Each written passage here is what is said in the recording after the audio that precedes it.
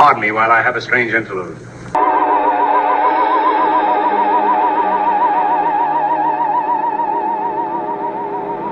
There is nothing else. Life is an obscure hobo bumming a ride on the omnibus of art. Along the misty corridors of time, and in those corridors I see figures, strange figures.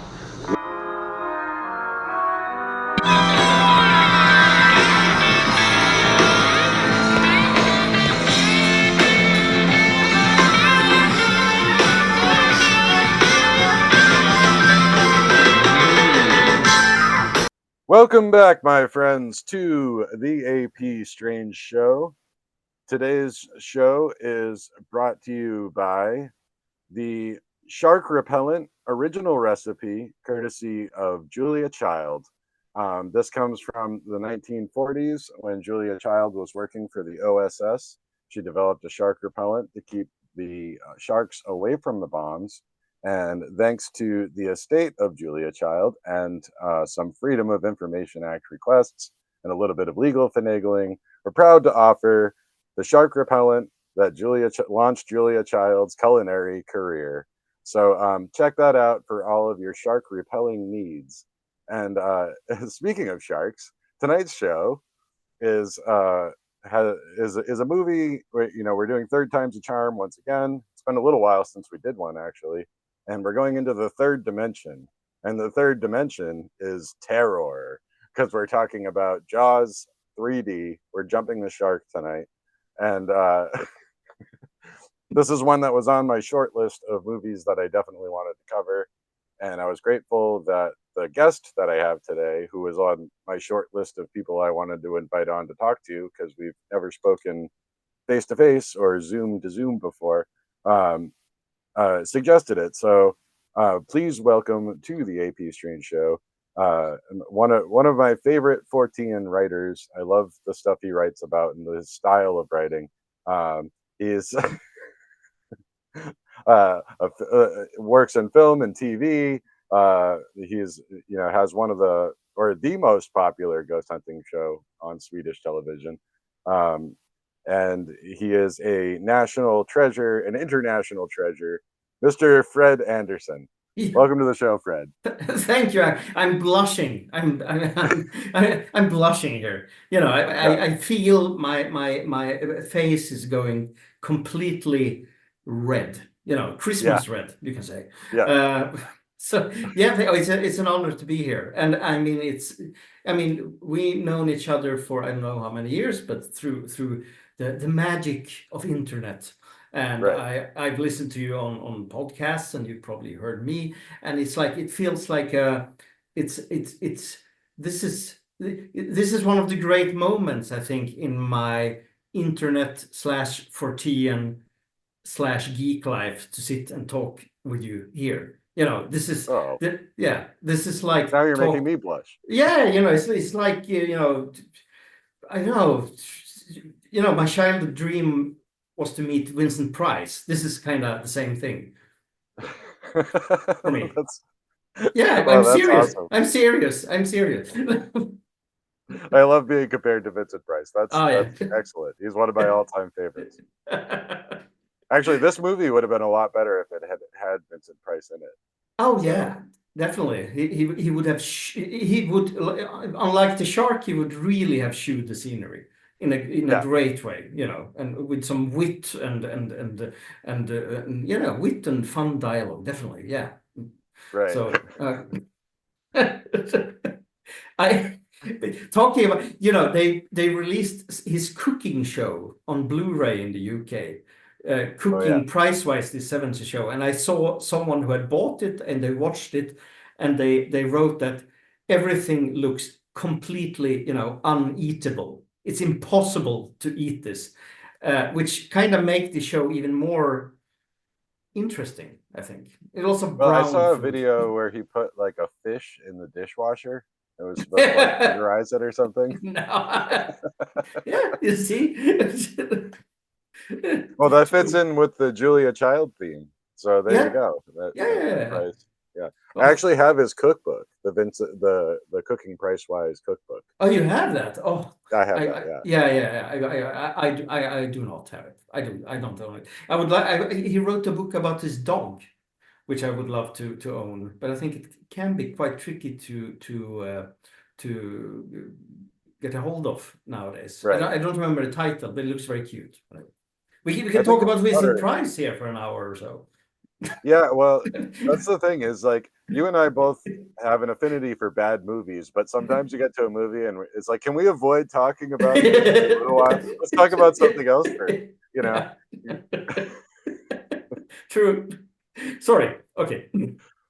Well, yeah. I mean, speaking of encountering each other on the internet, when I think Twitter was where we first connected, but I would see you post like just the Blu-ray that you bought, and then sometimes Mhm. like a book that you bought, and I'm just like, who is this guy? He's got great taste in bizarre movies and great like occult and Fortean books and things like that. And I'm like, I got to get to know this guy. So, yeah, I mean, it has been a number of years that we've been in contact, but the movie thing always stuck out to me because I'm like, Fred is somebody I could sit down with a big bowl of popcorn and watch a movie with. Yeah, So, yes, yes. That's yeah. I don't want to brag, but that's true. You know, I'm an excellent movie watcher. You know, to watch a movie with someone, you should watch it with me because right. it will be an entertaining hour or two, and there will be a lot of interesting trivia along the way, and some bashing if it's really bad movie, Oh, of yeah. course. Yeah, Yeah, it's always mm, fun to throw in a little joke here and there. yeah. And you have a huge Blu-ray collection, right? You're kind of a physical media Oh yeah, collector. Yeah, yeah. I mean, I love physical media. You know, I started off. I'm 47 now, and I started off in my teens collecting X rentals. You know, yeah, VHS tape, and now it's Blu-ray. And I think I will stop with Blu-ray. I don't think I will, you know, start buying UHD or I don't know the newer formats. yeah. So I think I have between 6 and 8 thousand titles. I'm not entirely sure on Wow. physical media. Most of them genre movies, you know, horror or sci-fi thrillers, disaster movies. I love disaster movies. Yeah, So it's a lot of them. It's very it, it's troublesome because I one day I would like to move from the apartment where I live now, and I don't know what to do with all the movies because it's so much. It's really it's horrifying. So yeah. many movies, but you know, okay. Anyway, yes, Books can be physical that media. way too, though. I mean, I'm sure Yeah, you have a huge book collection as well, and those are yeah. heavy when you try to move. Oh, yeah, they are. They are. You know, I my bookshelves at home, I have they're starting to what's the English word for it? You know, the shelves is Bag. going. Yeah, yeah, exactly. So Yeah, it's and I've stuffed a lot of books, very rare books, under the bed in boxes, and you right, know they're everywhere. I don't. It's the same. I don't have space for them, right. but I can't. I don't want to get rid of them either. You know, it's important stuff. Oh yeah, yeah. Yeah. I hear you. Yeah, I'm in the same boat with that. Um, But okay, so speaking of genres, that we might as well start off with Jaws, and I'm talking the original first Jaws. There seems to be an argument about whether that's a horror movie.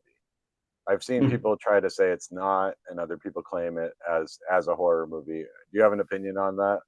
Oh, it's for sure a horror movie. Right, I see it as a horror movie. I don't remember which year it came now, 1970. four, I think. Yeah, and I mean, in all honesty, Jaws was just one of several killer animal movies that began to coming out in the early 70s. I Yeah, mean, yeah, the genre peaked with that. But of course, it's a horror movie. For me, it's a horror movie. What else can it be? yeah. Yeah, I Oh, think it occupies a very specific niche with the eco horror of the 70s. hmm I think that's what sometimes it's referred to.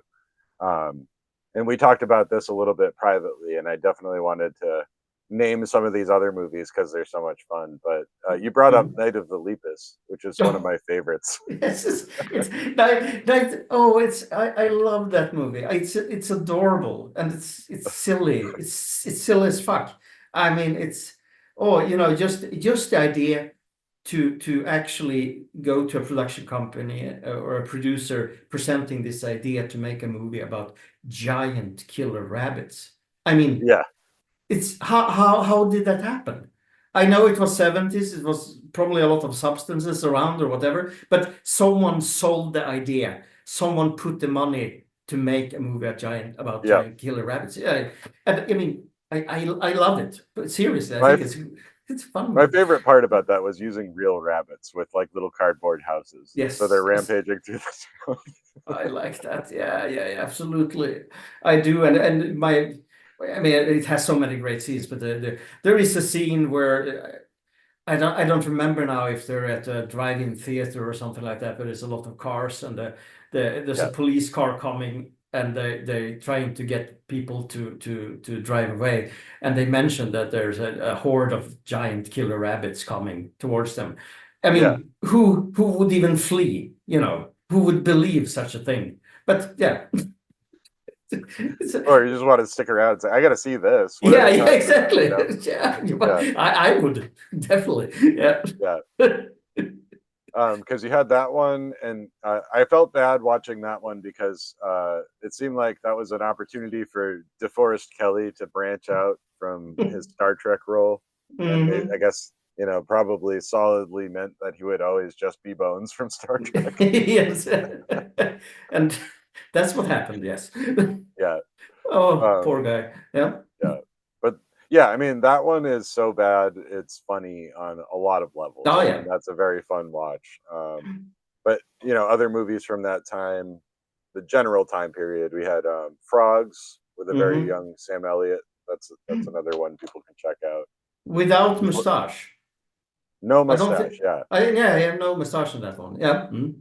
yep, a young mustacheless Sam Elliott. There, there is a scene in that one. I believe it's a woman who's kind of stuck in the water. She's got stuck with her foot in some branch or something. And there Right, is a some kind of turtle or something slowly swimming towards her. And she's right. screaming and it cuts away. I like that scene a Yeah. lot. It's like pure terror. Well, what disappointed me about that movie is, um, and if anybody looks this up online, they'll see the picture right away because the cover, well, the movie Mm. poster and the VHS cover just was a picture of a big frog with like a little human hand sticking out of its mouth. And I thought there were going to be giant frogs at some point, and there are no giant frogs. Spoiler alert! But it's still a very fun movie. Yeah, yeah, they have an animated movie in the end credits. I remember who do this thing. I think it's Swallows or Hands or something. Do you remember that? Oh no, I Yeah. don't remember. Maybe I So, didn't watch the end credits. I must no, have to go back. from disappointment. Yeah. But it's like kind of animated. It's just for fun. Jumps Oh, all into right. to frame and do this. Yeah. Well, Okay, I think I remember that. I don't remember it being like a little animated feature at the end or anything, but it yeah, is. yeah. And then the other one you mentioned was Prophecy, Oh, which is basically a mutant bear, I think, right? yeah, yeah. Yeah, yeah, I I absolutely, as you can hear now, I love every movie, and I do love the Prophecy. I think it's a genuinely great movie because it has a lot of wonderful forest and nature, and has some really competent actings going on. It has some quite brutal kills. I yeah. mean, you have this sleeping bag kill. It Hmm. kind of feels like a Jason Voorhees scene from a Friday the 13th movie, basically. Right. I mean, I've seen it so many times. It's silly. I love the end shot where this mutated smaller bear looks up just in Right. front of the camera and the helicopter swooping by. It's magic. Yeah. I like when these movies end and it's like the end, and you can almost anticipate a question mark at the end of Hmm. the end. Yeah. So, It's um, never the end. So. yeah. But yeah, that seemed to be in the air in the 70s, is that nature is trying to kill you, you know. Hmm. Hmm. But the thing with Jaws is I would count Jaws as one of the best movies ever made. I mean, that is like cinematically and just in terms of movie making and storytelling is fantastic. I mean, Hmm. it's there's a reason Steven Spielberg got to where he was, because he made a movie like that, right? So Oh yeah, definitely. And he took this. Have you read Benchley's book? yes, Yeah, yep, I think it's an all right book, but it kind of, to me, it fits more into this. I mean, more cheaper horror stories. This kind of. I know it was a big bestseller and everything, but it feels more like, yeah, like any other book of that kind, from these years. But I think Spielberg took that book, that story, and he saw the value in it. And I don't want to sound pretentious, but he of course saw the value in the family story, and in the story about the family, the father and the kids and everything. And I mean, in all honesty, all good horror movies have good characters or interesting characters or an right, interesting character arc, and that's why it works so fantastic. And I mean, I agree, it's definitely one of the best movies ever made. I'd say it just right, works on every level. yeah. But speaking of the eco horror and Benchley, and Spielberg, actually, um, there were the unintended consequences of the Jaws franchise meant that a lot of people, especially in my part of the world, like the New England coastline, had a kind of an unreasonable fear of sharks because of the way it's characterized in these movies, to the point where they started culling sharks regularly, and there's kind of a hysteria around it.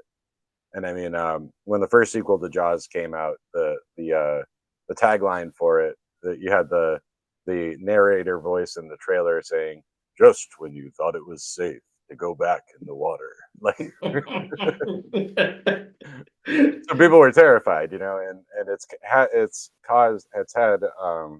spider webbing ecological effects, because sharks get culled too much.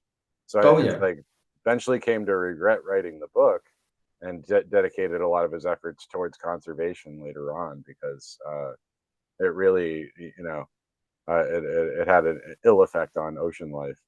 But, Yeah, absolutely. yeah, Yeah, definitely. The thing is, I'm raised in Sweden, so we don't have any sharks here at all. I mean, right, sometimes you see a shark out here in the sea between Sweden and Finland. So here it was, people were still scared of meeting sharks, in smaller lakes or in the waters around Sweden. But I don't think we got so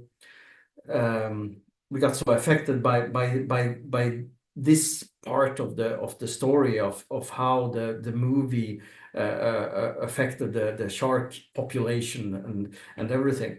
It was more. I feel that the fear that was in Sweden was even more irrational.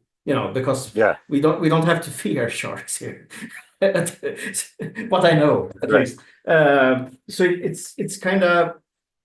Yeah, I understand. I would probably regret writing this book too if I was right, him. But he kind of focused on.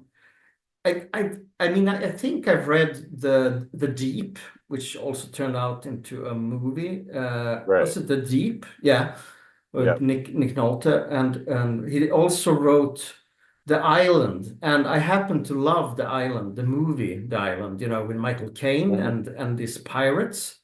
okay. Have you seen it? I haven't It's seen that one, no. no, it's really one of Michael Caine's paycheck movies. You can see on him how fucking bored he is doing this. Sort of But like it's Jaws 4. yeah, exactly like Jaws 4. Exactly like Jaws 4. But the island is fun. It's like quite gory and tacky and stupid. And you Yeah, have Michael Caine, and you have this disgusting pirates, and you have some octopus torture, and you have gigantic squibs, not squids, but squibs. It's a gory movie, very very vulgar. I love it, of wow, course. Yeah, you watch it. I recommend okay. And that was it. written by Peter Benchley? Yes, it's based on Oh, wow, one of his novels. Yeah, and I'm sure he interesting. was so happy from seeing that movie too. He was happy to get royalties, probably. Yeah, Yeah, probably. Yeah. yeah. Yeah, I mean, this is part of the science of looking at these third movies, is seeing how far we've fallen from the original movie. Sometimes the third is good. Sometimes you have trilogies, and then other times the third movie comes way out of left field and does something very strange, and that's what this one does. Mm-hmm. Oh yeah, I like that you used the expression "jumping the shark" in the Yeah, beginning with part three, because this is, this is the best place to use that expression, because yeah, exactly. of course it's a shark movie, and it's Jaws 3, and it's Jaws 3D. I mean, Yeah, everything. right. Do you know where that expression comes from? Yeah, I've read about it. It's from a TV show, Right, and Happy they're Days. yeah, and Yeah, they what I understand, they do a literal shark jump over a shark in it yeah. somehow. The Yeah. Fonz is supposed to be water skiing, and he jumps over a bunch of sharks, and that's when people considered that series went too far. I didn't know that until a couple of years ago when I found that out. I was like, "That's amazing." I Yeah, always, it never occurred to me that that expression had an origin, but I guess it's such a weird expression that, yeah, it's a great one. Yeah. yeah. Well, this movie definitely does jump the shark. It should be mentioned that this came out kind of in an era of a renaissance of 3D movies, we might say, that petered out pretty quickly, because Mm-hmm, around the same time you had Friday the 13th Part mm-hmm. 3, which was within 3D, and Amityville 3D. Yeah, So yeah, I have no yeah. memory of either of those movies. I don't think I Oh, ever watched the Amityville one. oh, Um, the Amityville 3D, I think it's quite good. really? No, yeah, no, I'm not saying good. Right. It's fun. It's fun. But it is It's Night fun. of the Lepus good. Yeah, no, I mean it kind of feels like they took a little sprinkle of the Omen with creative killings, Omen, like, or Final Destination, these weird, bizarre Right. killings, and they threw in a brutal bashing of Lorraine and Ed Warren in the beginning of it, which I Oh, always like. nice. It's obviously them. There's two characters Yeah. that are very similar to them. I think it's fun. I mean, I still think Amityville 2 is the best Amityville movie, to be honest. I like Right. that movie a lot. I think it's disturbing. Anyway, yeah, no. Yeah, I mean that's a whole interesting franchise. We might have to just do an episode on Amityville Mhm. 3D. Uh, Yeah, there's so many, so many Amityville movies also. Yeah. there's an Amityville in space now. I think. Oh, I think hmm. they did that a couple of years ago. Uh, So, why not? Why not? because it makes no sense at all. So yeah, sure, let's do that. Now, before they had the idea for the 3D, what I found in looking into this is that the original pitch was from the producers of the first Jaws movie, David Brown and Richard Zanuck, and their idea was to do it funny. They were going to do a parody of Jaws with the third one, and the proposed title was called Jaws 3 People Zero. Brilliant title, really. Yeah, and the more I read about this, the more I thought, well, why couldn't we have had that movie? Hmm, Because hmm. because they signed on the producer from Animal House to write the story, come up with a concept. He was going to have John Hughes do some of the writing to flesh it out, and they were looking at Joe Dante to direct it. Yeah. Uh, So yeah, it's a great combination. Yeah, I asked myself the same question actually when I read about Jaws 3 People Zero. Why couldn't we have this one? Because it would have been great. yeah, I'm that's going absolutely to be sure. one of the best movies that they never made. Yeah, yeah. I've actually been trying to find, if there is an original pitch or treatment around, or even some kind of early script for it, but I haven't been able to find it, because I would Yeah. love to read that. What I understand, part of the story is about the characters shooting another Jaws movie too, so it's kind of meta. Oh wow, yeah, that would have been good. Yeah, so yeah. Well, and Dante would have been great for that because it sounds like it would have had shades of like Matinee, where there's kind Hmm. of a like a meta aspect to it. But Oh yeah, yeah, and Dick Miller would be in it, of course. yeah, of course. Yeah. See, we need this movie because we need Dick Miller is just makes everything better. You know. Yeah, yeah, yeah. He would probably play the grumpy fisherman, the shark hunter or something they bring Right. in. Yeah, I think it Yeah. would be great like that. Yeah. Yeah. It's always fun to see where he shows up. Hmm. And we did get him in Piranha though, and it would be interesting to know whether this was before or Yeah. after Piranha. When did that Yeah, come out? yeah. Yeah, exactly. I think I mean this must have been, yeah, I don't know. When did Jaws 2 came? 79 or something like that, Right. maybe. Yeah. Yeah. And I should have been Piranha more around the prepared with same. that information. Yeah. Yes. Well, yeah, no one will ever check this trivia anyway. Oh yeah, I know No, because nobody's even watched this movie. yeah, I it's mentioned that I was going to do this to a couple different people, and well, my friend Stardog, who is on a previous episode, referred to it as being pants on a cosmic level, which is just good UK lingo there for after. And most everybody else I mentioned it to has said, "Oof!"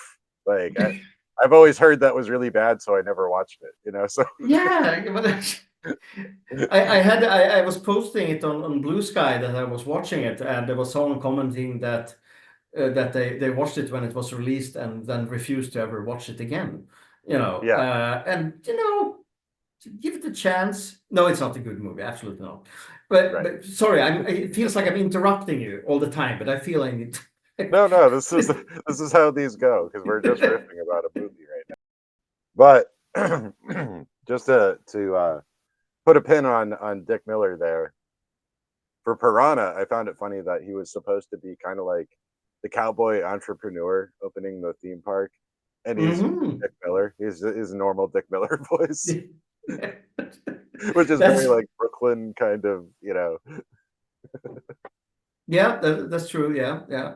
Well, I mean, I think I mean, he was one of those actors who he did Dick Miller basically. I never seen him do Right. any kind of character, but he's great at Dick Miller. He was Uh, the ultimate everyman, you know, in yeah, that. yeah, yeah, yeah. Definitely. I found he's in Gremlins too. Right. In Gremlins, not Gremlins 2, but he's in Gremlins. He's in both. He's in both? What's it? Yeah. Oh yeah, he is. Yeah, he shows up. Yeah, but Right. I had some kinder trauma with the first one because if I remember it correctly, it feels like he's getting killed. Yeah. Yeah, by his this vehicle that drives through Right. the wall or something like that, and you kind of get the impression that he dies, and then he Yeah. shows up again in Gremlins 2. Am I correct or do I Yeah, I think in the misremember it? original script, the idea was for him to die, and then they reworked it, and so you don't Okay. actually see him die. You realize he just got injured and his house was destroyed, but he and his Yeah. wife both survived. You know. Well, but I still felt it was a big trauma for me watching Gremlins and Yeah, in general. It's quite a traumatic movie for me. I love Gremlins. I think it's a masterpiece, but it's quite yeah, disturbing movie also. This, yeah. It's good yeah, for this time of year too. You know, yeah, we're it is. recording in between Christmas and New Year's, so. Um, Yeah. but yeah, no, Dick Miller is wonderful. I would just throw out a couple movies to watch if you want to see some Dick Miller. One of the very few he stars in is Buckets of Blood, the Hmm. old Roger Corman movie. Um, and then I like him in. I just like how he's always showing up as just some random character, like the garbage taker in The Burbs, or the Yeah. bartender in the Twilight Zone movie. Yeah, yeah, Um, yeah. yeah, the bookshop owner in The Howling. Oh, yes. I forgot about that one. Yeah, that's true. He's I like, think he's in every Joe Dante movie, so he would have definitely been in Jaws 3, People Zero. You know, yeah, he would yeah. definitely, yeah. Yeah. How may I ask, how do you remember when you watched Jaws 3 the first time? Yeah, I think it was just on TV.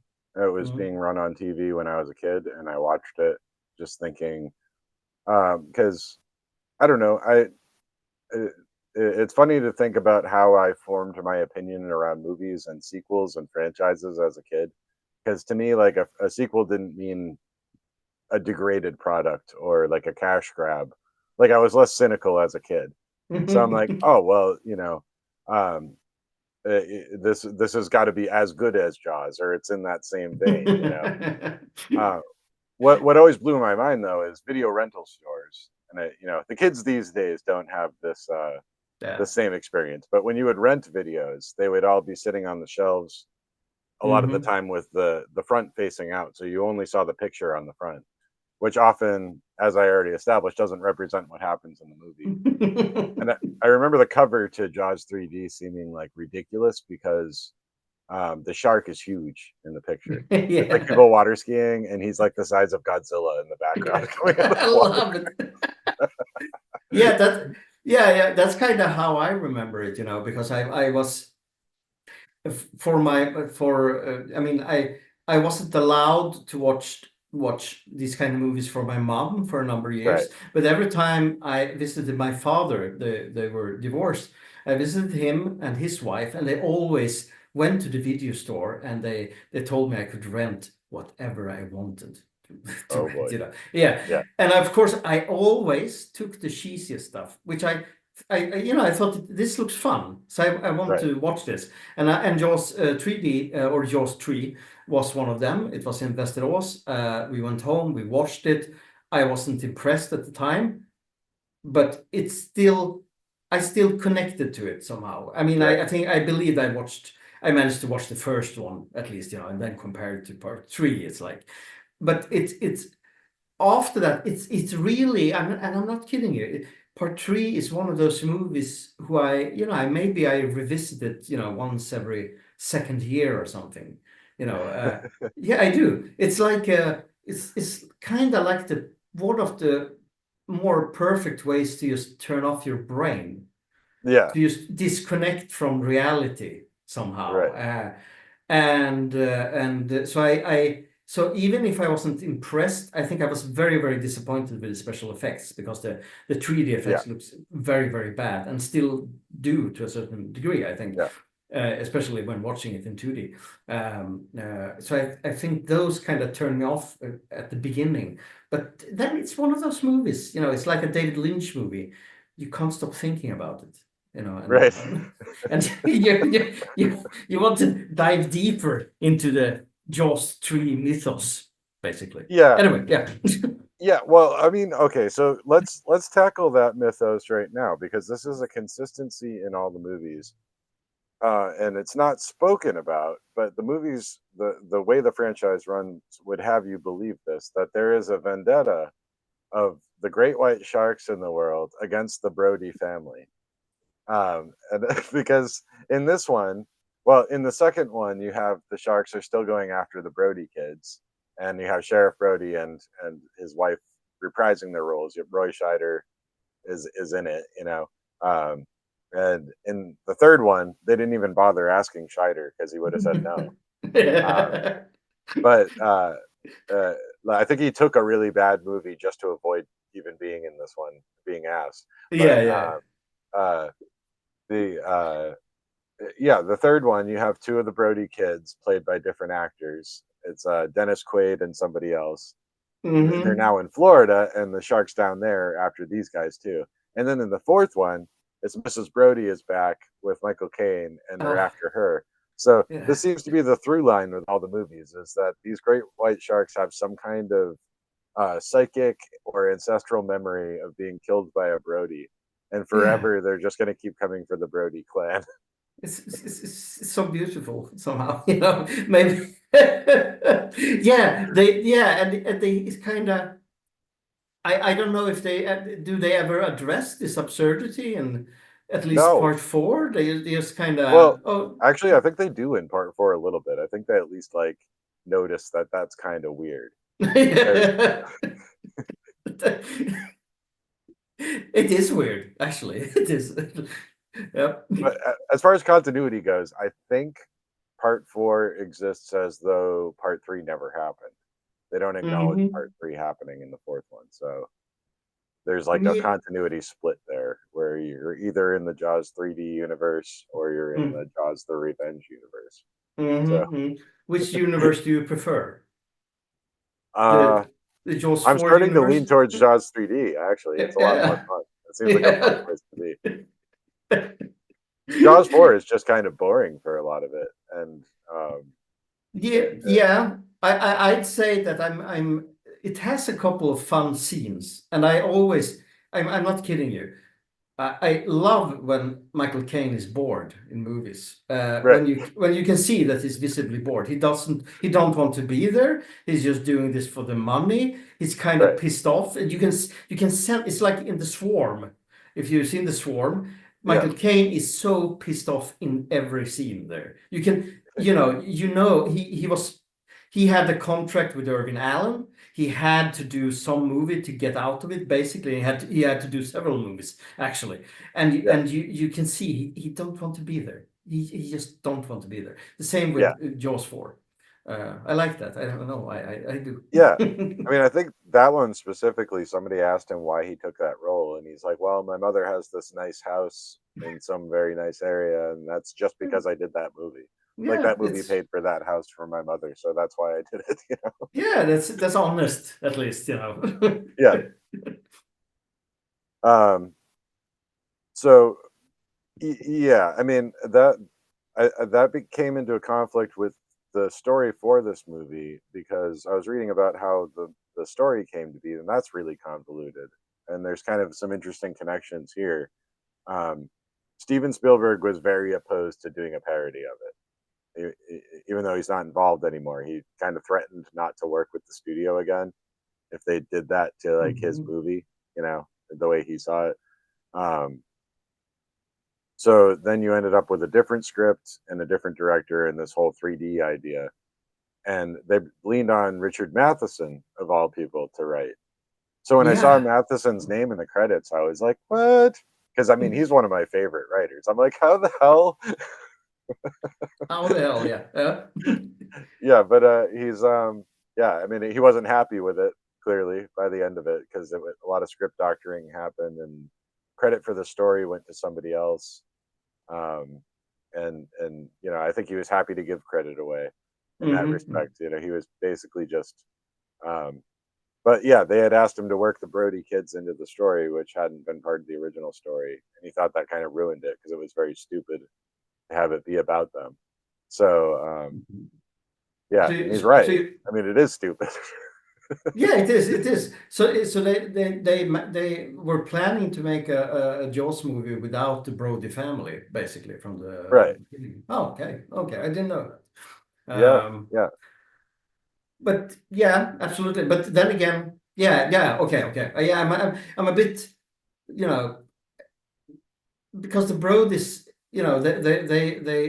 they're the Jaws franchise for me. The shark should hunt them, to the right. end of time, basically. So it would be kind of weird to have a Jaws movie without Brodies. But then again, it probably would have turned into a much better movie. Yeah, of course. Well, knowing Richard Matheson, he probably had his own like twist on it. There was probably Hmm. something really interesting that Matheson came up with that they just kind of twisted around until it was unrecognizable, you know. Hmm. Um, and I mean, the funny connection there to me is that Matheson was the one that wrote the first movie that Spielberg directed that really got him recognition, which was Duel.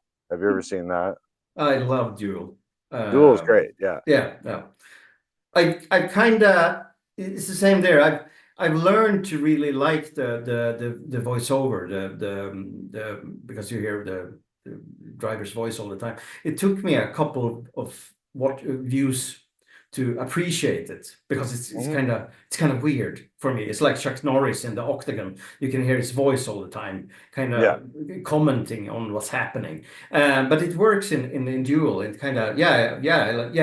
You see, you asked me a short question. Have you seen the Duel? And I now have answered with a long, rambling answer that leads nowhere. So No, that's please. great. But yeah, I mean, I thought it was definitely worth mentioning because a couple episodes back, I was talking about the Twilight Zone, and Matheson was so central to the Twilight Zone, which is where I, Mhm. had learned his name from as a kid. So, but yeah, that connection is kind of funny that Spielberg is the one that kiboshes the parody. Then they bring in Matheson, and Matheson was one that got Spielberg basically his start with Mhm. Mhm. with that movie. So So it's fun to see how these things interweave. But yeah, as far as the 3D effects go, as you mentioned, they're awful. Yeah. One good thing about this movie is that pretty much right about 20 minutes from the end on, I just laugh. I laugh the whole time because of how bad those special effects are. I one of my favorite things with those effects is whenever there's a body part or a fish part Yeah, floating towards the camera, it kind of also stops in front of the camera right. before they cut away. It kind of just Yeah, freezes in the water, which is like, why didn't they just cut before that? Because now it really feels like it is on some kind of plate, basically, right. some kind of Yeah. for example. But yeah, it Yeah, looks no, horrible. exactly. Right in the intro to the movie, Jaws, the shark eats a fish, and the disembodied head of the fish is hanging out, just still operating, like these, like it looks like it's still alive, Yeah. just hanging there with blood coming out of it. Um, but what that ends up doing, is that those 3D effects worked in the movies, but for home video at the time, there was no way you could do it, or showing it on TV, you couldn't make it 3D.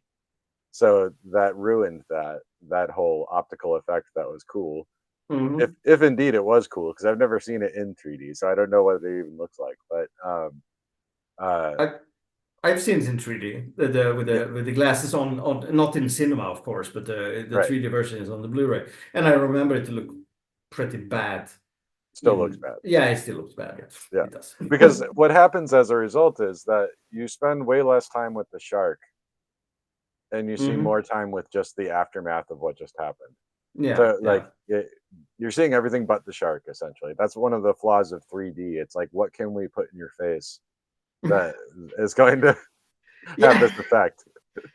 And just 3D has also some really pointless 3D effects. They kind of have it's like some movies are using them in witty, original, fun ways, but uh, in this one there's a pointless shot of, I don't remember if someone's spraying water directly into the camera or something like, or a beer, from a beer Yeah, tap. There's something like that, and there is also they what is it now? Is it some stuffed animals or some? There's something just very very close to the camera, and the camera is kind of hovering in front of it, and it looks like, what? Why? This is not even right, fun to this. It's not even a good shot in any way possible. It looks like I'm hiding here. I'm really sorry for right. that. So, Yeah.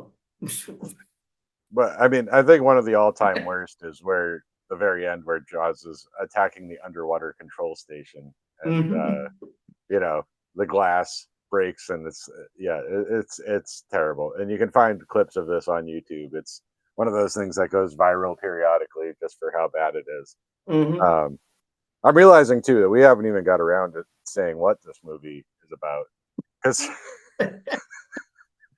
usually we've mentioned that at least. But the premise is that it's SeaWorld, and that the funny thing with that is I didn't remember it actually being SeaWorld.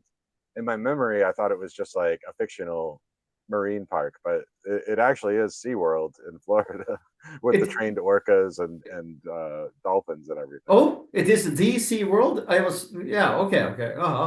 So That's where they filmed it, I think. Yeah, yeah, and they call it Sea World in the movie. So yeah, right. that's a very odd thing to do. I mean, It is. it's not a positive, you know, view of Sea World in any way. It's like, that's weird. It is Why? weird. Why do they do that? Okay, yeah, So I think okay. in my Mm. memory, I had assumed that they just used a fictional name for the place. Yeah. And right, Like Shark World or whatever. Not Shark right, World, but yeah. yeah. And then you have the guy running the place, Louis Gossett Jr. His Hmm. character, as basically they've opened up this lagoon where there's an underwater park where like you can take an elevator down, and then you're 40 feet below the water, and you can look out the windows. Um, the exterior shots of which just remind me of that Adult Swim cartoon, Sea Lab 2021. I can't help but think of that.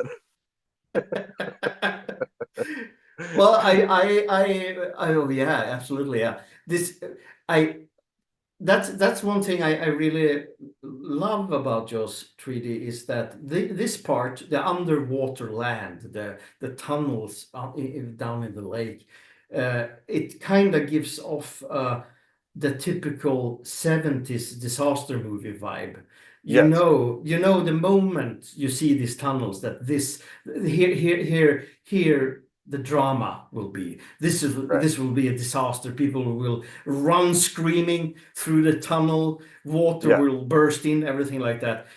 Which it happens in the movie, but it also looks very, very bad and Yeah. boring and flat all the time. Especially the exterior shots. It Yeah, looks yeah, like yeah. a matte painting. And they have a mini sub where they go down to check things out. And when that mini sub is traveling outside the underwater facility, I mean, I'm thinking of movies like Fantastic Voyage or Mhm. War of the Worlds from like 20 years earlier, that the special effects were way more believable with something Yeah, like that, you know? yeah. And it's such a bizarre thing. I remember the first scene where someone is entering these tunnels and they go down. It's like a horror show. This you have this octopus arms coming out, Yeah, grabbing people, and horror lightning and everything. Is like it's like who is this for? You know right. why do they do this? And I think the sets in general down there look very, very cheap. I mean, Yeah, the movie outside of special effects have a quite, epic look. I mean, it's like a Hollywood movie, but right, down there it's like, third-rate sci-fi show from 71. It's like, right. it just feels bad or flat. Yeah, the drop Everything. in quality is quite dramatic once you get underwater. Oh I mean, yeah, some yeah, of the yeah. underwater sea shots with just things swimming by are fine. Hmm. Um, what I think is funny though is when you're seeing the shark point of view, which I think most people know this by now, especially if they're fans of Jaws, but that was developed in the original movie because the mechanical shark didn't work very well. Hmm. So they had to show you the shark's perspective or from his point of view. Um, and they had to keep doing that in the remaining movies. But the kills aren't dramatic at all. It's like one No. bite. The shark will kill somebody and eat them in one bite. And Yeah. there's no wrestling around and like shaking the person or any of that.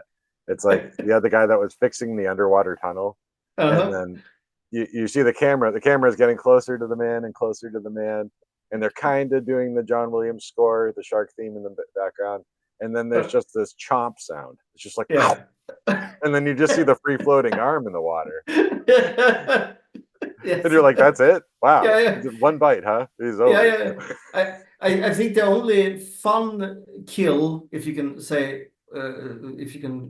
say it like that, is I think it's when the shark is bursting into the control room. It grabs Right. someone, Yeah.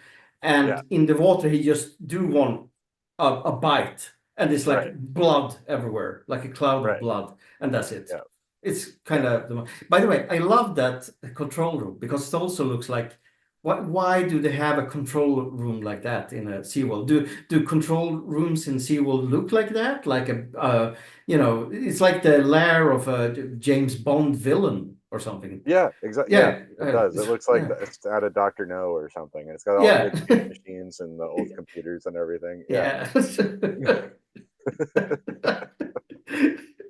Oh, No, I love that. That set was the best set of the underwater lab. I think is mhm. just that control room because it had that cheesy kind of spy movie feel. Yeah. Yes, yes, yes. Yeah, absolutely. Yeah, that's why I like that scene. It's bad, but I like it. Yeah. Yeah. Yeah, I mean, really, from the last 20 minutes, the like when right before the shark attacks the control room on is hilarious and great. Hmm. I love every bit of it. But yeah, I mean, the quickness of the kills to me just kind of reminded me of that old Saturday Night Live sketch with the land shark. Oh, I I don't know if haven't you're seen it. familiar with this. It was like the original cast of SNL, and he would knock on the door, and it would just be the shark knocking on the door, and they're like, "You're not the shark, are you?" You know. Whenever he did trick them into opening the door, it would just be the giant shark head would come in and grab them and drag them out. Haven't seen that one, but yeah. Yeah. I mean, that's kind of what it reminded me of because it's just over so quickly. You know, when he eats Hmm. the fish at the beginning, it's one chomp, and then you get the free Hmm. floating fish head, and then But they had so much of the movie to focus on, half naked people, on water skis, basically. I yeah, mean, that's obviously the main reason why they made this movie. I yeah. mean, I mean, if you like seeing women in bikinis water skiing in a pyramid formation, this is the movie for you because yeah, there's plenty of that. yeah. And Leah Thompson's in it, and she's in a bikini, so Hmm. Yeah, um, yeah, yeah. It she offers a gets a lot that minor we. injury from the shark. Yeah, I don't remember how it ends for her. Where she survives. I don't Yes. remember that. Yeah. Okay. Okay. Oh. Well, it's unclear. She gets Oh. Okay. she gets attacked by the shark, which for some reason just opens a big gash on her leg instead of doing Hmm. anything else to her. Hmm. Um, and then she's dragged to the shore and she's getting medical attention. So we're led to believe she survives, but you don't see her again after that. Okay. I Now we began talking about the story of this. What's this movie Oh yeah, is about, but we kind of lost it again here. we did. Yeah, I'm Yeah. sorry. That's my fault. No. No. Far be it Anyway. for me to lose the plot with the masterpiece that is Jaws 3D. Um, but well, it's kind of a Jurassic Park sort of story, right? This Uh-huh. feels like Michael Crichton should have written this one because it's very Yeah. Westworld, Jurassic Park. We're building this great big theme park with these new features. You can go underwater, um, view it all from the underwater tunnels and everything. Hmm. Um, Hmm. do you feel that's like the central theme of the plot there? You mean it's like yeah, of course it is. I mean, Right. obviously they have the Brody brothers there, to make you Yeah. feel something, but you don't feel anything really at all. Right. Especially with the coked up Dennis Quaid in Yeah. in it, and the other guy, which I don't remember. I don't even remember how he looks. The other brother. I don't remember the Yeah. name. Sean. I don't remember. Anyway, Yeah. it's kind of like Mike Brody. That's Dennis Quaid. I think he works Yes. at SeaWorld. Yeah, and he's living his life to the fullest there Right. with some shark trauma in the background. That I Yeah. remember And that. and his love interest is the woman that trains the dolphins. Oh, And oh. yeah, because the dolphins are central characters in this as Mm-hmm, well. Yeah. mm-hmm, mm. So Oh you get a little yeah, they are. Yeah, yeah. Mm. you get a little bit of like flipper kind of action. Yeah, yeah, yeah, yeah. There's always these smart dolphins, and you have the stereotypical bad guy, the boss of it all, Right. Lou Gossett Jr. here, who really wants to make money on the park. Yeah. That's Right. he's kind of like the mayor, I guess, in the first Jaws. Yeah, he's like a combination of the mayor in the first Jaws and like the guy from Jurassic Park that built up Jurassic Park. Mm-hmm, Like mm-hmm, mm. spare no expense, but Yeah. he's willing to take unnecessary risks just to get people in there because um, basically great white shark shows up, they're able to capture it, and now they have it in captivity is what happens in the movie, and that's his big thing where he's like, well, we need to be able to, people need to be able to see this right away, put them on display, and we're going to keep them in captivity, and everybody's telling him it's a bad idea, because then an Oh, even bigger shark shows up. yes. So- That's that's yeah, like is that kind of the same story as in Gorgo? Have you seen Gorgo, the English giant monster movie from the 60s? oh Where, oh where yeah, yeah, yeah. they have a giant monster and then it turns out to be the child of an even Right. giant bigger monster. So Well, it's an old story. It's like Beowulf, you know. In Beowulf, you have Grendel, but then Grendel's mother is even worse to contend with. Oh, are you comparing Jaws 3 to Grendel? That's I am. wonderful. Yes. Yeah, that's Jaws yeah. 3, Jaws 3D, the modern Beowulf. That's my story, and I'm sticking to it. Brilliant, brilliant. Yeah. But yeah. Speaking of Dennis Quaid and the massive amount of cocaine he was on, I guess he doesn't really remember making the movie, or No, there's no single scene where he wasn't on cocaine. So, and he looks the part. He's riding around in a go-kart at one point, trying to get everybody out of the water. And Yeah. he's just ranting like a lunatic and waving his arms around. He's like, "You gotta get out! You gotta get out of the water!" I'm like, why would anybody listen to the man? Yeah, that's true. Yeah. Oh, yeah. Well, I guess he got to survive somehow doing Jaws 3. So Roy Schneider, I guess, had his alcohol. Right. So I mean, maybe that's a. It's, maybe addiction is kind of the main message in the Yeah. Jaws movie. Addiction is the real shark in the Yeah. water. Oh, that's deep. Okay. Well, we're really going into the depths with the shark franchise right now. You know, Yeah. the Jaws franchise. Oh, yeah, the complex storylines and everything. It's yeah. Well, okay. Well, it's funny because Dennis Quaid is also a musician, and he's recorded music with a band called the Sharks in the years since. And I don't know if that's a reference to this movie or if it's just coincidental. I wasn't able to figure that out, but it probably is, right? Yeah, it must be. I mean, why not? I didn't look up any Dennis Quaid and the Sharks songs, but I might have to. I'm kind of curious what it sounds like. Yeah. Do it. I kind of. I'm disappointed at Dennis Quaid because I learned recently that he's gone completely bonkers. Oh, really? Yeah, he's one of he's a MAGA Trump guy nowadays. Even his son, who's a pretty good actor by himself, he doesn't even want to have anything to do with his father anymore because he's so Well, crazy. I heard that about Randy Quaid. I didn't know that was Dennis Quaid too. Yeah, Dennis Quaid has gone there too. It's like the whole Quaid family. So not the whole, but the brothers somehow. But this was way before that. This was old cokehead Dennis in 1983. So it's yeah. Yeah, I mean, but he was in a really well recognized movie this year. The Substance. Yeah, The Substance. He's in Mhm. that, and he was great in that. I mean, from the very little of the movie that I watched, I am not a body horror guy, so I couldn't do it. But Yeah, but the thing is, I think Dennis Quaid is especially during the last 20 years. I think he's a great actor. He's right. One of those quirky weirdos. I mean, I remember he plays what's the name of that movie? Doesn't matter anyway. But anyway, he turned MAGA anyway. So it's that's the thing. But I don't think we should let that spoil our fun with Jaws 3 because this was Yeah, a long time before, right. Maybe Well, who maybe it knows? was Maybe he was a Reagan guy back then. yeah, he was. Yeah, exactly. Yeah. Yeah. But yeah, I found it interesting that actually Randy and Dennis Quaid are they're cousins to Gene Autry, the old cowboy singer actor. Yeah, so that's that's an interesting little tidbit. I just happened to notice that on their Wikipedia. Yeah.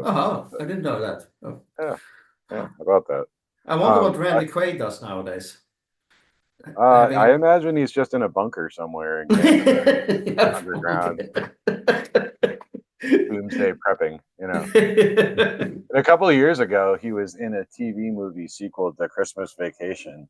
It was like cousin Eddie's Christmas Vacation or something.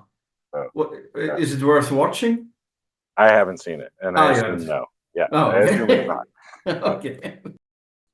Yeah. Now we got stuck in Dennis Quaid here. Maybe we don't want to. Yeah, we don't want to linger on Dennis Quaid too much, but he's like one of the only recognizable names in the movie to me. Like Louis Gossett Jr. was familiar; his face was familiar to me, and I couldn't remember where else I've seen him. And then you had there's a British doctor in there. Simon McCorkindale. Yeah, I'm like, I know I've seen this guy places, but I couldn't place him either. I love him. He passed away in 2010, but he was one of those fine British character actors who for some reason ended up doing some crappy Hollywood movies from time to time. Yeah. I guess he was, one of those typical, Shakespearean, Yeah. very, very well educated guys. He was, I believe, in Death on the Nile, also with Peter Ustinov, one of the Agatha Oh, Christie adaptations from the Poirot. 70s. Poirot, Yeah. yeah. Yeah. So Yeah. I Poirot. recognized him. Yeah. Uh, Poirot is of our milieu with the mustaches. yeah. That's Have you seen the new Poirot movies with Kenneth Branagh? He made 3, I think, so far. yes. Yeah. Yes. What's your honest opinion about I them? really like those. I like those a Mhm. lot. Yeah. Brano plays it a little differently, but it's good. I think he's very good at it. I think he's very good. Definitely. I found the second one, Death on the Nile, a bit plastic. I don't know how to do it. Felt like a lot of green screen. I think it was shot during the pandemic, basically, so it Yeah. feels a bit flat for me. But I really like the last one, which is kind of more like a horror movie or a haunted house movie, Yeah. That one in was great. Venice. Yeah. Yeah. One thing I don't like though about Kenneth's or Branagh's Poirot is his mustache because it's kind of this disgusting.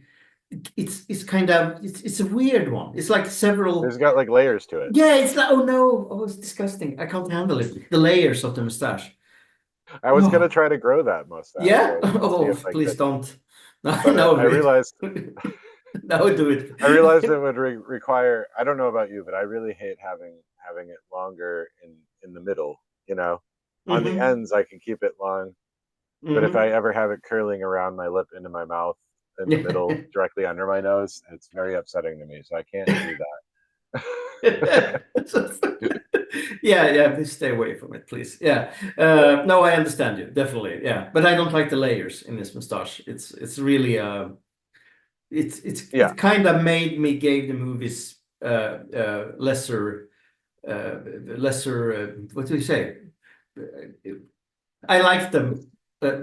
less because Distracted of from it. the movie. Yeah, it did. Yeah, seriously. Yeah, it did. Anyway, yeah. I was distracted by it as well, and then I ended up having to look into it because, interestingly enough, Agatha Christie never really describes what Poirot's mustache looks like, just that he Hmm. has one in the books. And Hmm. but classically, it's been the thinner mustache that just kind of has the curl. Yeah. Yeah, yeah. But the, she doesn't say anything either way. And then Brana couldn't grow a mustache, I guess, that way. So he's wearing a false one in the movies. It's not Okay, even a okay. real mustache. Yeah. Oh. So I'm quite fond of Peter Ustinov's version of Poirot. He is not at all similar to what Christie wrote, what I remember. He's yeah, big and burly and he's very, very silly character. Yeah, but he makes still, he makes the characters his own. yeah. Uh, But I think that's the image in most people's mind is his version of it. Yeah, but I think the best one is what's his name, David Suchet, who did a ton of Poirot movies. I think Right. he is still the best one, I'd say. Yeah. Yeah, Yeah. yeah. How do we tie this back to Jaws, Oh, though?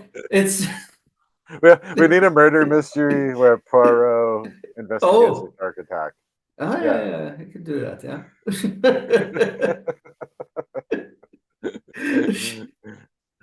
but Yeah. yeah, Jaws 3. Now you probably have some plan here because I don't have. We talked about the cat. Yeah, we were talking about Simon McCorkindale, Right. this Yes. British That's what actor, yeah. We're, and then we yeah. ended up at Poro. Oh, yeah, that's Yeah. how it is. So maybe we Okay. should continue there. Yeah. Yeah.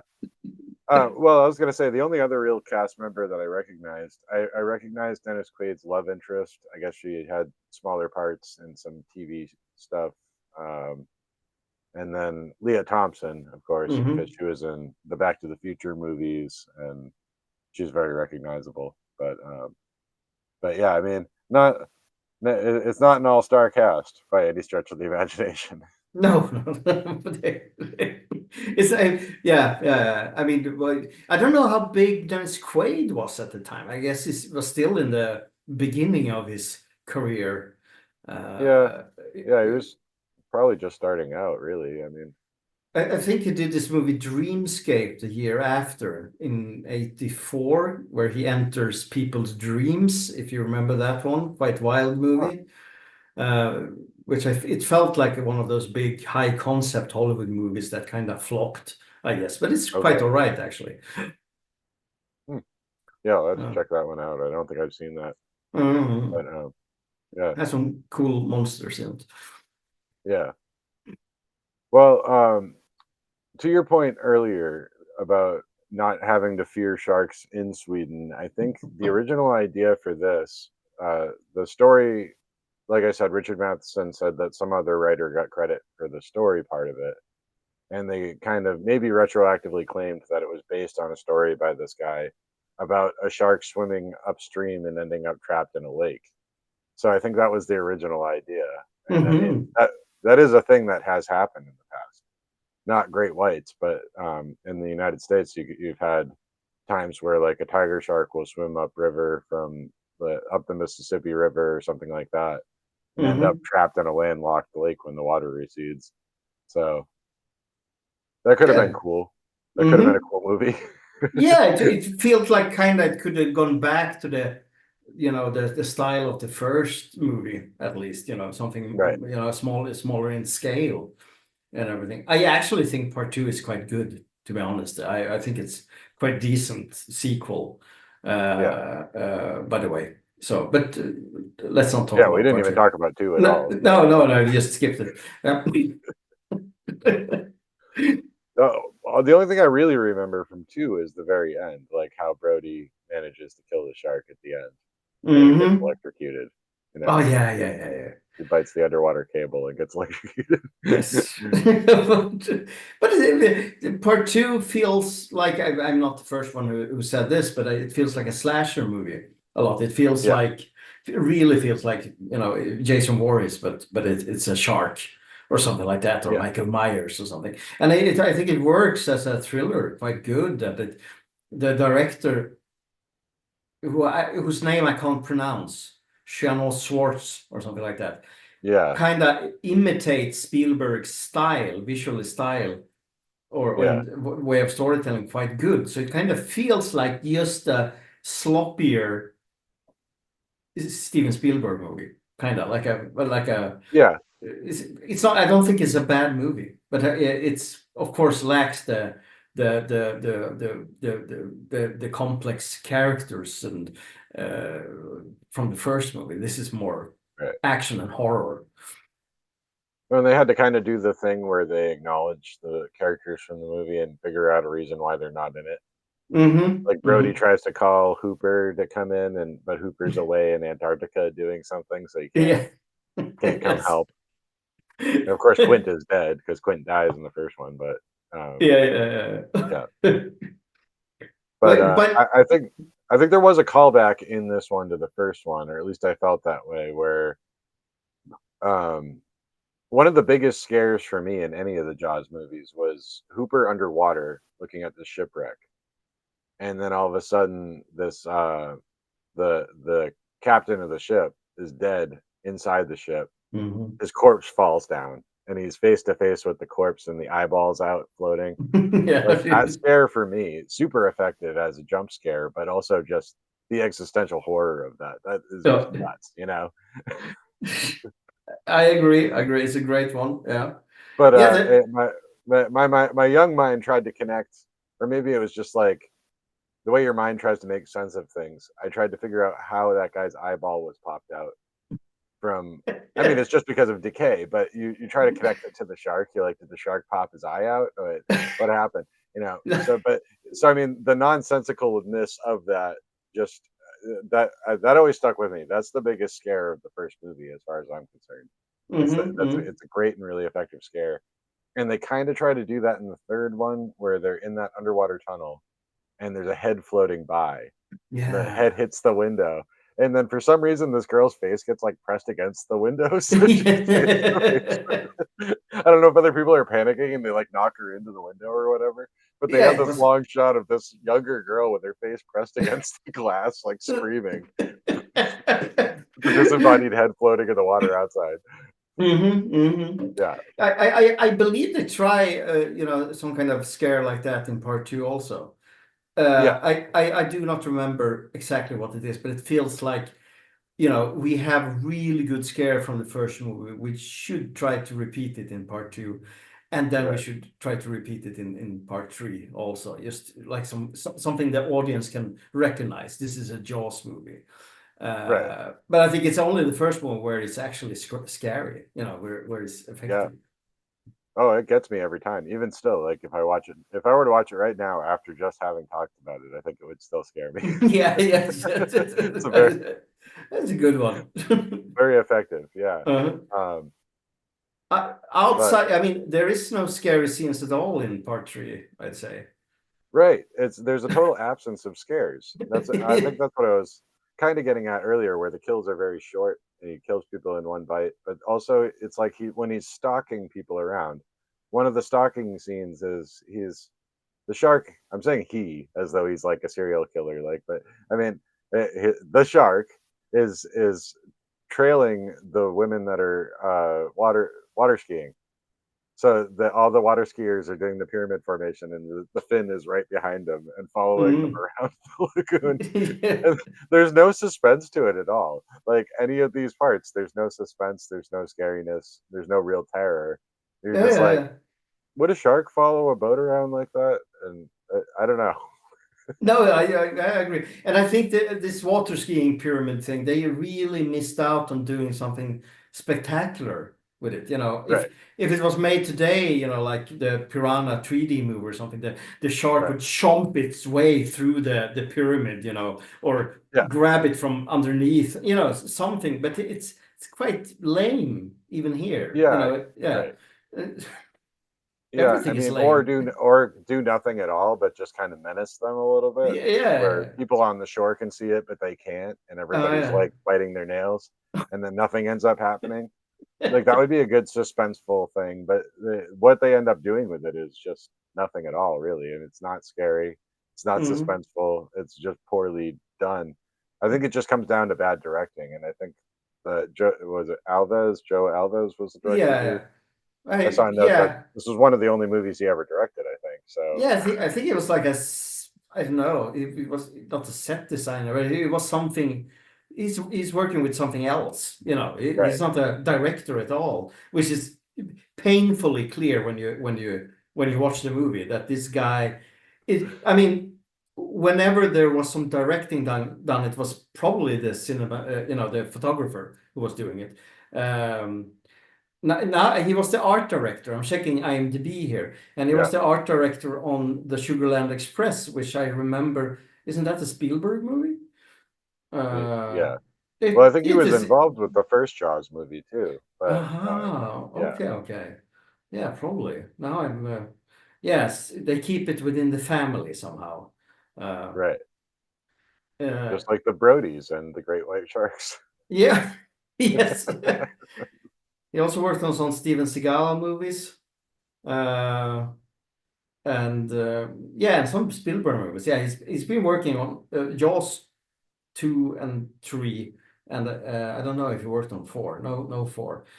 So yeah, truly one of the family. Yeah, Right. Yeah. yeah. I don't know. I got stuck in him. I mean, starting to get Well, I tired mean, here. it sounds like this movie was a mess to begin with, and he just kind of got stuck with the directing Yeah, job, and poor guy. yeah, had an opportunity, but didn't have much Yeah. to work with, and just didn't have the skill, I guess, Mm. to make it work. So I mean, poor I guy. wish he had the realization, the insight that when he got this job, he would know that this movie will turn out to be a disaster.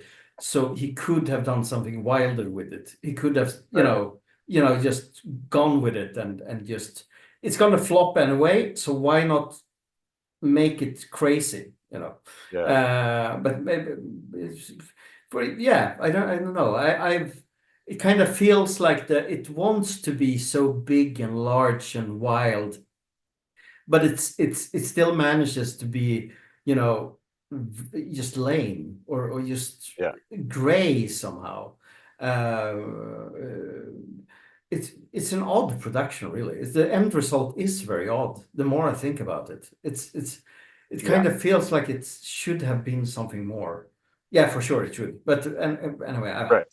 uh, I mean, I think he was probably afraid to take too many risks and make it campy because uh, they had already gone back and forth about doing a parody version. So he probably uh, figured that was no go. You can't go there with it. You know, can't make it funny.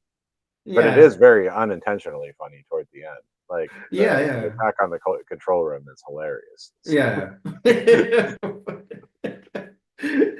uh, well, he probably did his best and he got paid for it, I guess. So Yeah. no, I don't think he did his best, to be honest. Sorry, Joe Alves. I think you fucked it up. Really. Yeah. Let's not pretend here. You know, it's Yeah. like it's a slop. This is sloppy work. You know. Well, yeah. I mean, and like you're an industry professional, so I Mm. imagine, you know, I don't want to make you say anything you don't want to say, but I imagine that you understand the process where producers get involved and various executives get Hmm. involved, and they use audience scores and ratings and try to Yeah, determine what it is people are looking for, and then yeah, and the end result is this Frankenstein hodgepodge of bad ideas, you know? yeah, absolutely. And I can tell you, they always wrong. Right. I mean, I've never encountered one single moment where they're correct in their assessment. Yeah. Whenever they have an idea, it's a bad idea, and then we're Right. forced to do this idea, and it turns out bad. That's Yeah. that's that's how it is, and it's so weird that it continues to be like that. Really. Right. And then they ask you, the creative, what happened? Like, why didn't this work? Yeah, they exactly like that. Yeah, yeah. I know. I do. Yeah. Do you think this is something that's getting better or worse? Just, you know, broadly in watching movies, do you think that there's an opportunity for creatives to, or is this a good time for creatives, or is it a time of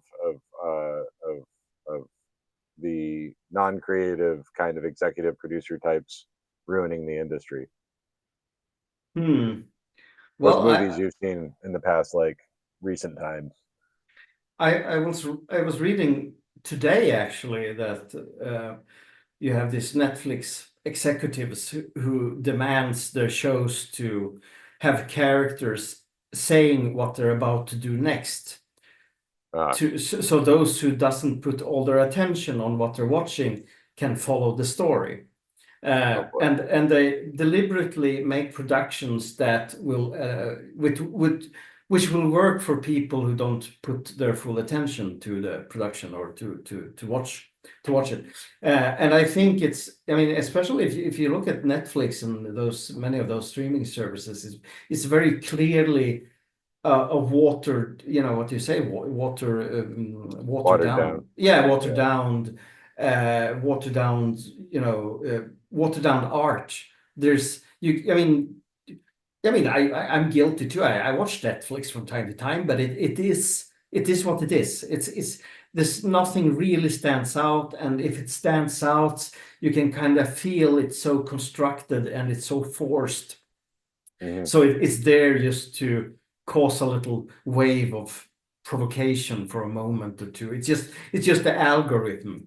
I truly believe that the true freedom, the true creativity you will find in the industry. You know, I think I mentioned to you I watched Hundreds of Beavers recently, which I Yeah. found I loved it. I mean, it's absolutely ridiculous nonsense movie, but it at least it felt honest. You know, it felt Yeah. like honest nonsense. Right. This is what we do. You know, and I was far more impressed by that one than any Marvel movies I've seen recently or Yeah. whatever. You know, and Yeah. I mean, I I think there's room for the independent creators now in a way that maybe there wasn't before, but also at the same time, it seems like it's really difficult to get things done. I kind of hope the pendulum swings the other way, where we get to see some creative and fresh um, stuff. But I'm always fascinated by the process and I guess the fuckery that goes on with the people funding the movie and distributing it, how that affects the process of the story being told. Yeah, but I believe that, you know, the Hollywood way of making movies, or the really big studio way of making movies, is collapsing somehow, because I don't think it's worth it anymore, really, to put $300 million on one movie, or $400 million or something like that.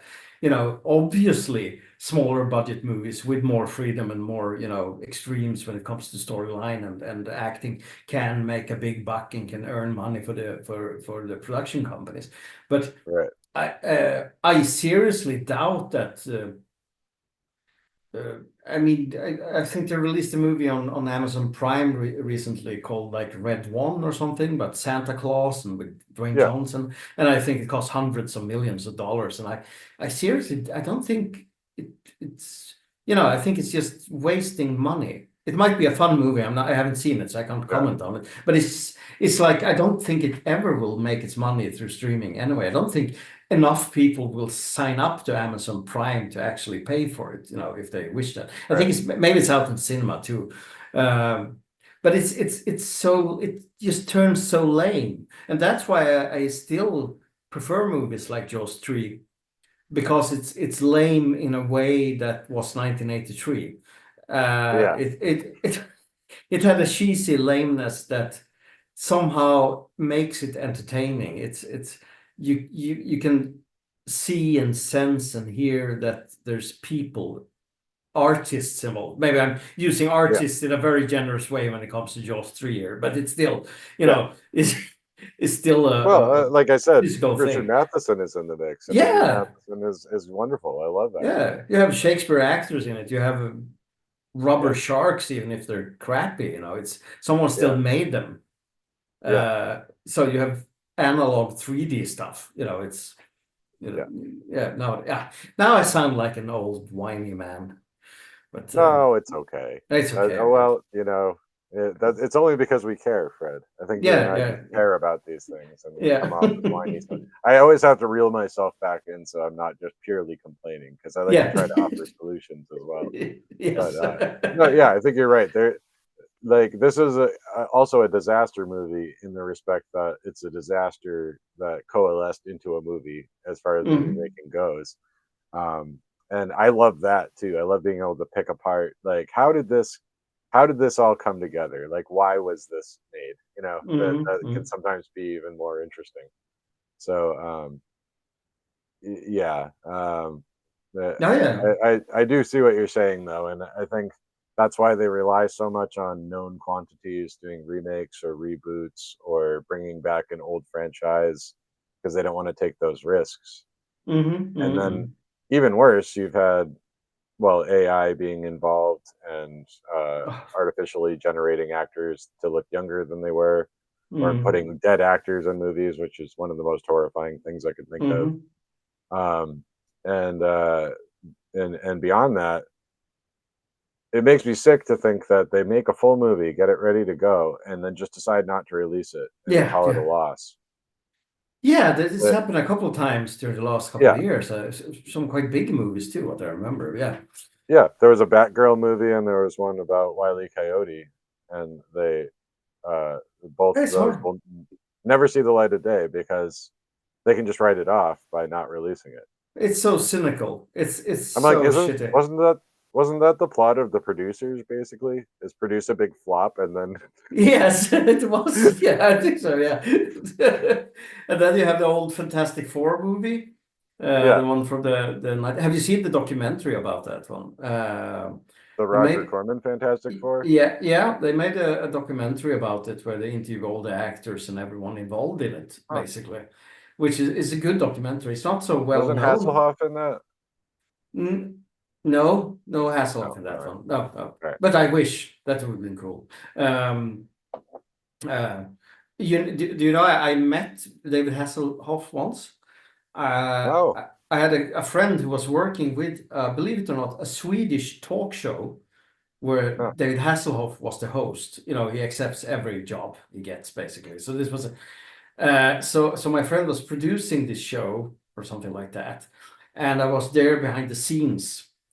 And so I was supposed to meet Hasselhoff because, you know, it's Hasselhoff and he made Star Crash and I love Star Crash, that movie, Yeah. and some. Yeah.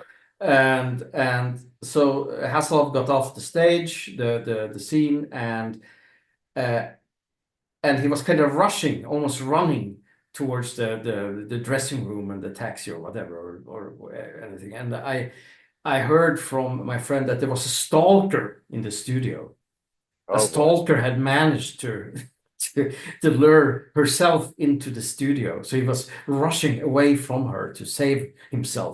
But I managed to reach him anyway, and basically pressured him to get the signature on my Star Crash DVD and a Oh poster. wow.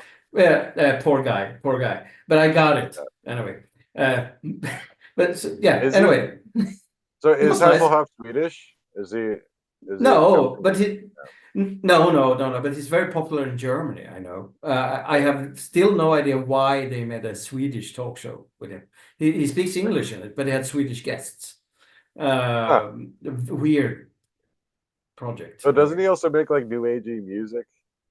Yeah. Yeah. You know, with Hasselhoff, I think everything that pays money. I think he does Right. that. You know, I mean, Wow. I believe he was in Sharknado 3 or 4 or something like that. And you know, he's just Yeah. doing stuff. He was quite fun in Piranha 3DD. Also, Oh, I didn't see that one either. he's the only good thing with that one, I can tell you. I think he doesn't take himself too seriously, though. I think there's an air about him where he kind of knows he's a sight gag when he shows up. Yeah. I mean, he makes good money. He can travel all over the world. He's you know, Yeah, I think he doesn't enjoys care. life. You know, it's Oh yeah, like, yeah, why complain? It's like Robert Englund, who's, Freddy you know, Krueger. he goes around in all these horror conventions. Robert Englund from, you know, Fred Krueger, Yeah, and he's really the nicest, happiest guy ever. You know, yeah, many other actors are obviously bitter and angry, and they, you know, they're not social. But Robert Englund, he's like, he loves sitting there writing autographs for 8 hours. That's like, right, he loves it.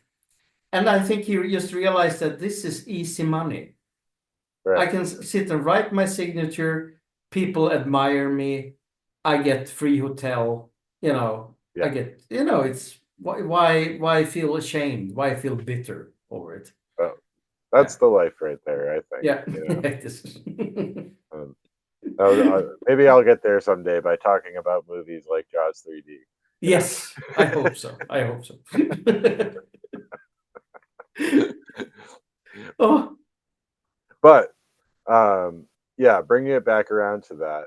Um, I usually like to try to wrap these discussions up with where in if we were to rank the movies of the franchise, where would 3 end up, do you think? Seems like you maybe revisit it more than some of the others, so mhm. curious. Oh yeah. Well, I mean, I mean, oh, that's it. Oh, I would say Jaws, the first Jaws is of course first place without a doubt. Right. Yeah, Yeah. without a, and I think Jaws 2 is a very solid second place. The tricky thing is actually with part 3 and 4. I Right. kind of like the simplicity of part 4. There's no cheesy 3D effects. There's no, you know, it's not special, you know, it's not, they're not trying to force the story, you know, with the underwater thing into the story. You know, it's I can know it feels sad to say this, but I would put Jaws 3 on part 4 on place 4. Yeah. I I would would have to do do that. that too, just because Yeah, it's horrible, but I yeah. See, talking to you, and like I said at the top of this, like you and I both have an affinity for bad movies. You know, Mhm. like we. So, and it's funny that you said something in the course of the conversation that I find myself saying a lot, where I'm like, "Oh, that movie is great," and then they say, "Well, no, it's not. It's not great. It's not a good movie, but it's great because it's not good." You know, um, you have to qualify what that actually means. Oh yeah, oh yeah, yeah. So yeah, I mean, if that's what you're in it for, if you're looking for a clusterfuck of a movie, then yes, watch Jaws 3. Like as far as quality of movies goes, it's at the bottom of the Jaws barrel for sure. Yeah, yeah, yeah. It is. I mean, even part four is it's slightly better constructed. It's nicer looking. Right. It has Michael Caine. Yeah. Something I don't know if that's a good thing actually when it comes to 80s movies, but anyway, it is. So yeah. Yeah, it's almost funny to even think of Jaws as a franchise because I feel like the first one is remembered so well and people don't even talk about the sequels for the most part. Hmm. I almost never hear references to the sequels unless it's a joking reference. Yeah. Well, even Spielberg makes fun of it in Back to the Future 3. No, Back to the Future 2, if you remember that. He Oh, comes to this futuristic city and they play like Jaws 37 or something in the oh, right, cinema. yeah, Yeah, yeah, and there's like a holographic Jaws jumping out, trying right, to eat Michael J. Fox. And it's yeah. directed by Max Spielberg, it says. So Uh, that's the Jaws franchise, it's just a joke for Spielberg, I guess. yeah. Well, wasn't that? I thought that was Robert Zemeckis that directed Back to the Future. Was it? Yeah, but Spielberg produced it. Oh, right, okay, Yeah, yeah, yeah, yeah. yeah. He's Mhm. always got his fingers in the pot. Oh yeah, That's absolutely. Spielberg. Yeah. Yeah. Um, it's almost like Psycho. Like Psycho is what I'm going to have to talk about because there's three sequels to Psycho, Hmm. and people tend to remember like the first Psycho as a Hmm. classic, and then they don't even recognize that there were sequels to it, and some Yeah, of them yeah, aren't bad, you know. yeah. So I honestly think Psycho 2 is a masterpiece. I love yeah, Psycho 2. I think it's a great one. Great yeah, movie. yeah, Part three is not bad either, but yeah, part two is like, this is it. yeah. And even four was like a TV movie is an interesting concept anyway. Yeah, You know, it's not bad at all. So it's almost acts as a prequel. So yeah. uh, but yeah, and it's funny that you just don't even get that recognition, but the Jaws sequels have an influence like all their own. I made reference to the tagline from the second one, just when Hmm. you thought it was safe. Like, how many times have you heard that um in parody form? People have referenced that, just when you Hmm. thought it was safe to go back in the water. Like, the sequels have their own kind of weird influence that maybe people don't notice as much, Hmm. and those are fun to discover if you've never watched them before and you go back and revisit it. Yeah, yeah, yeah. I remember there was an 80s horror movie where there was a monster under the sand on a beach, Uh-huh. and the tagline was just when you thought it was safe to go to the water. That Oh, was the okay. tagline. Yeah. I don't remember the name of the movie now, but anyway. So it's something kind of like Tremors, like Yeah, something similar to that. kinda, something like that. Yeah. Wow. Yeah, I'll have to look that up. You're a wealth of information about cheesy movies. So Yeah, yeah, right. At least some of them, yes, yes. yeah, so I don't know that there's that much more we can say about Jaws 3D, but I think we've pretty well covered it.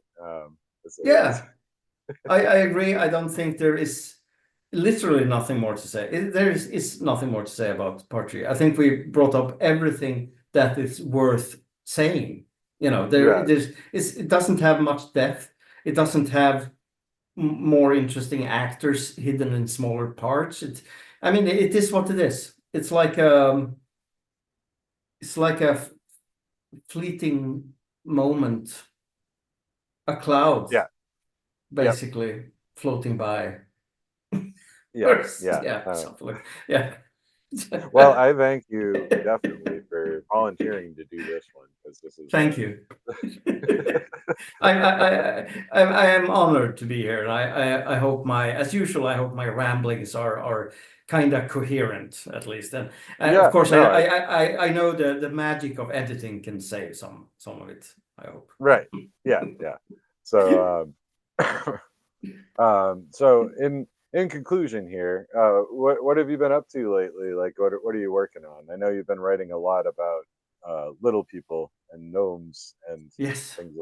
Yeah.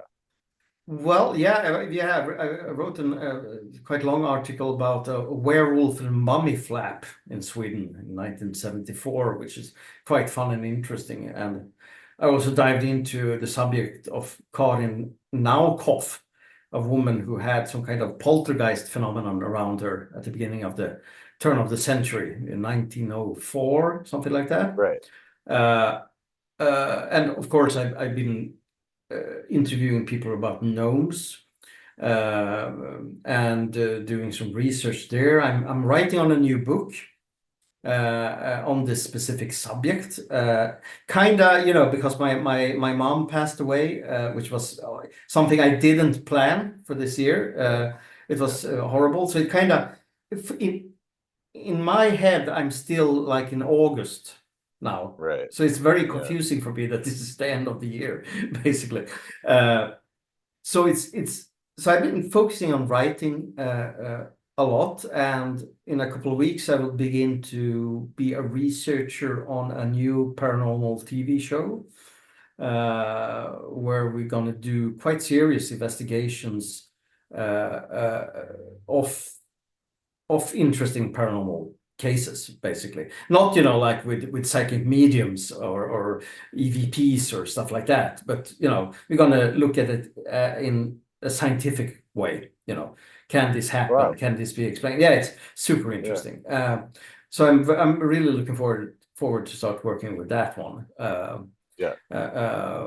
So, and what's up after that? I don't know. At the moment, I'm just trying to find a new article to write about, a new subject. I'm kind of looking into a case that's not well known at all as in Sweden, where a woman saw a UFO, a flying saucer with some cat people in it. Some cat humanoids or something like that. Which it's kind of interesting. It's one of those kind of more dreamlike experiences. So I've been kind of collecting material for that. I'm collecting a couple of very, very fascinating characters in Swedish ufology, both experiencers and journalists and investigators, who I think deserves a more in-depth article. Including Åke Franzén, who investigated the Mothman in Point Pleasant in the 60s. Fascinating story. But I don't know. I will see where I land, Well, I feel like you're a lot like me, as I said earlier, with writing, and we both kind of go all over the place with it. It's I don't know if you feel that way, but if you write about a poltergeist case from 1904, the next thing you want to do is something very far from that. It's like, let's see, UFOs, cat people on the UFO. Yes. Exactly. Yeah. Definitely like that. I would have a lot of difficulty writing a big book about one subject, because I always want to be branching out and doing a different thing. So I am totally with you on that. But speaking of books, I mean, you're working on a book, but you have a book out currently, and I would suggest to my listeners, if you haven't already, to get your hands on Northern Lights, your book about high strangeness in Sweden. Because these are cases I can guarantee you, if you're an English speaker, you haven't seen these or really seen these presented well before, because they're cases from Sweden that don't get talked about a lot in English language Fortean literature. So thank you. Well, that was one of the reasons why I wrote it, because most of these cases are not known at all outside of Sweden, and and some of them are very, very twisted when it comes to information. People maybe heard about them and the information gets wrong. So I tried to go back to the original sources and okay, what I'm not saying what happened because I don't know what happened, but what they experienced at least. So I'm happy. I'm so happy people like this book. I'm still a bit scared. I've been planning to read it myself, but I'm a bit scared to do that. But one day I will be brave enough. You're reading your own writing is always difficult. Yeah. You always find it's like way after the fact. But I enjoyed it. I enjoyed especially that you put enough of yourself and your own story is in there as well. Mhm. Like your voice is very well preserved in your own experiences in relation to some of it. And kind of reminded me of the way like John Keel would present ideas sometimes, So Yeah. yeah, Oh, thank you. very well written and fun and weird book. So, if those are things you're looking for, and I imagine if you're bothering to listen to me talk, you would love it. So, listeners, go out and get a copy. But yeah, no, this has been lovely. I mean, like we said, I don't know, maybe listeners don't need to hear this. We're just gushing here, but we've been mutual fans of each other for quite a while, so and friends online. So this has been quite a joy and an honor to be able to sit and talk to you for a little while. Yeah, same here. I'm very very happy and satisfied I'm very very happy you asked, and now we've done it I hope your listeners will enjoy this, and I'm sure Oh, they I'm will. I'm sure they will. Yeah, Yeah. and I'll have to have you back again at some point. We can Yeah, absolutely. I'm up for it, so. we'll just talk high strangeness next time. So. Yes, I think so. Yeah. It'll Okay. probably be the same thing though. We'll just keep going back to movies as we're talking about high I'm fine strangeness. with that, so. Yeah, so we're on the same wavelength. Yeah. All right, Oh, wonderful. Thank you yeah. so much, Fred. Thank you, and take care now, and yeah, see ya. Yeah. Yeah. Okay. Bye bye.